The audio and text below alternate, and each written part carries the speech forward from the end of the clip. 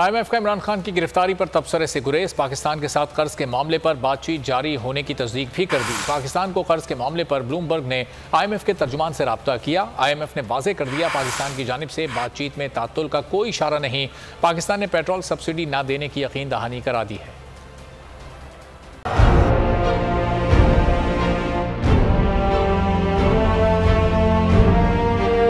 अदालती अहकामात के बावजूद कराची में शोएब शेख के घर को गैर कानूनी तौर पर मिसमार कर दिया गया है। बोल के खिलाफ इंतकामी कार्रवाइयों में तेजी। कराची में को चेयरमैन शोएब शेख का घर गिरा दिया गया। बोल के खिलाफ इंतकामी कार्रवाइयों का सिलसिला जारी है।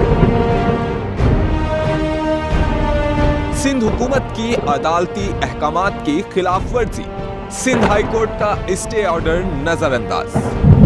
सेक्रेटरी बल्दियात Najam Shah, director land Sawal Islam, director anti encroachment Imran Ahmed को नोटिस जारी। Administrator KMC director Saifur Rahman, DIG south Irfan Baloch, SSP Keamari Fida Hussain को भी फरीक बनाया गया। इससे पहले जो जुल्म के पहाड़ तोड़े गए, शोएब अहमद शेख की जबानी सुनी। 60 दिन का वक्त होता है, 102 दिन के बाद मैं जीत गया, केस भरी हो गया, 102 दिन के बाद अपील फाइल की, एक्सेप्ट कर ली। नहीं करते ना एक्सेप्ट, खत्म हो जाता ना जुल्म यार।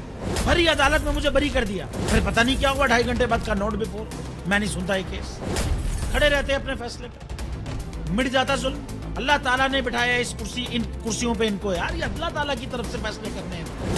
तो या तो ये फैसले आएंगे, जुल्म मिट जाएगा, या कौम खड़ी हो जाएगी जुल्म के खिलाफ। हर मुश्किल के बावजूद बोल हकीकी सहाफत करता रहेगा।